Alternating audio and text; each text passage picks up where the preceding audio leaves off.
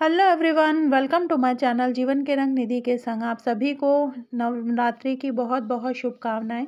और हम सभी भक्त जो है वो माता के नौ दिनों में माता की जो पूजा अर्चना करेंगे। तो आज के इस वीडियो में मैं आपके साथ शेयर करूंगी कि नवरात्रि के 9 दिन आप माता की पूजा कैसे करें और नव पूजा में चढ़ाए हुए सामग्री का क्या करें, क्या हवन कुंड को दोबारा यूज़ कर सकते हैं। तो ये सारी डिटेल आपको इस वीडियो में मिल जाएगी। तो सबसे पहले आपको चाहे आपने कलश स्थापना की हो, चाहे आपने अखंड ज्योत जलाई हो, या सिंपल तरीके से आप सुबह और शाम का दीपक जला रहे हों, तो किसी भी तरीके से आप पूजा कर रहे हों, तो सबसे पहले अगले दिन से आपको जो भी माता रानी के पास फूल चढ़ाए हैं, माता रानी पर जो माला चढ़ी है और गणेश जी पे जो फूल चढ़े हैं, तो मतलब और कलश पे जो माला चढ़ी है, तो ये सारी चीज़ें, अगर आपने कलश रखा है तो उस पे भी आपने फूल वगैरह चढ़ाए होंगे, तो वो सारी चीज़ें आप हटा देंगे। और फूलों का आप एक पन्नी में इकट्ठी कर लेंगे या फूलों को सुखा लेंगे। और फूलों से जो है वो हवन कब बनाए जाते हैं, तो इसकी मैं आपके साथ लिंक शेयर कर दूंगी, तो वो वीडियो में आप चेकआउट कर सकते हैं।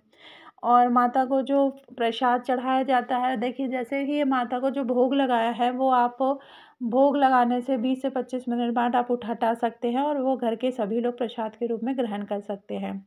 और जो फूल मैंने बताया आपको कि आप उसे सुखा लीजिए और उसे आप हवन कप के रूप में हवन कप बना सकते हैं। और जो हवन की हुई राख है या धूप बत्ती आपने जलाई उसकी राख है, ये सब आप जो है अपने किसी पौधों की क्यारी में डाल सकते हैं। और हवन कुंड का आप दोबारा इस्तेमाल कर सकते हैं, क्योंकि ये 9 दिनों की साधना होती है, तो आप उसी पात्र का यूज़ कर सकते हैं।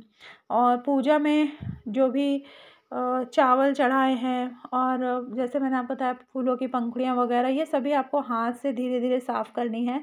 यानी कोई भी जैसे गणेश जी हैं या माता रानी आपकी हिलनी डुलनी नहीं चाहिए, बहुत ही आराम से आपको करना है। इसी तरह अखंड ज्योत आपने जलाई है तो उसका काला वाला भाग हटा देना है और बड़े ही ध्यान से कि वो हिले डुले ना।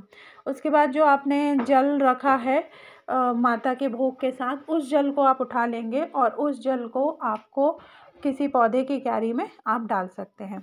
अब चौकी की अच्छे से सफाई साफ जब हो जाए तो उसके बाद आप दीपक जलाएंगे।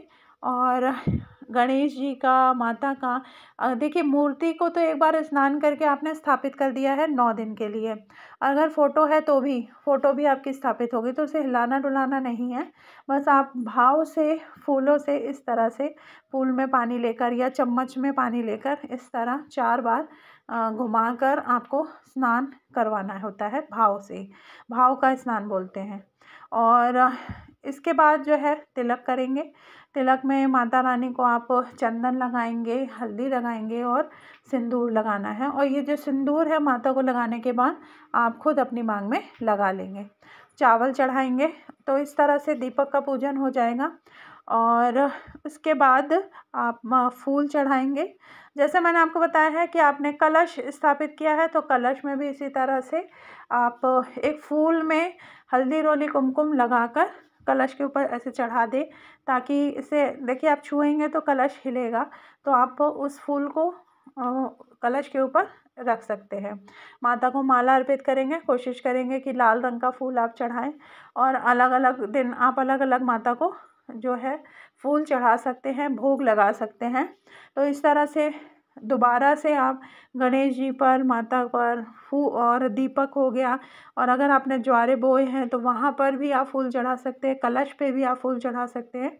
उसके बाद आप भोग लगाएंगे। भोग में मैंने आपको जैसे पहले भी आपको बताया है कि बताशे और लौंग का भोग मेन होता है। बाकी आप अलग अलग दिन अलग अलग भोग चढ़ा सकते हैं। ड्राई फ्रूट का भोग चढ़ा सकते हैं, या जो भी मीठी कोई आपने मिठाई बनाई हो घर में आप वो चढ़ा सकते हैं। जो भी सीजनी फल है आप वो चढ़ा सकते हैं। फल आप अलग अलग दिन के अनुसार अलग अलग चेंज करके वो चढ़ा सकते हैं। तो इस तरह से आपको जो है भोग लगाना होता है माता को। और इसमें जैसे मैंने आपको पहले भी बताया कि भोग जो है वो चढ़ाने के 20 से 25 मिनट बाद आपको हटा लेना होता है। ज़्यादा देर तक या जैसे रात में रखा है तो आप रात भर उस भोग को जो है नहीं रखना चाहिए, हटा लेना चाहिए।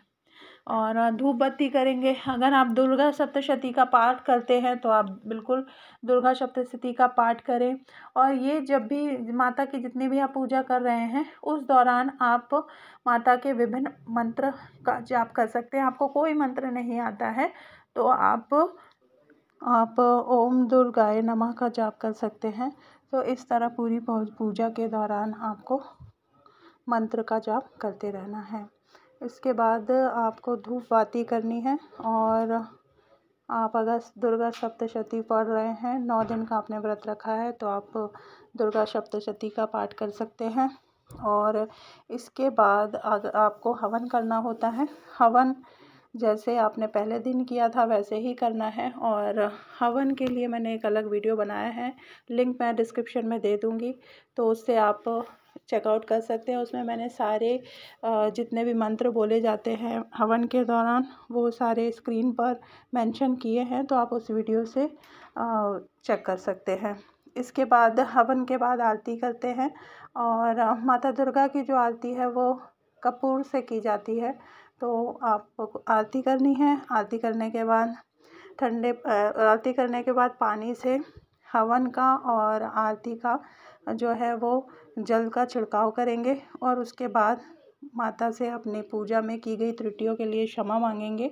और इस तरह से आपको नवरात्रों में 9 दिन पूजा करनी होती है। तो मिलते हैं नेक्स्ट वीडियो में।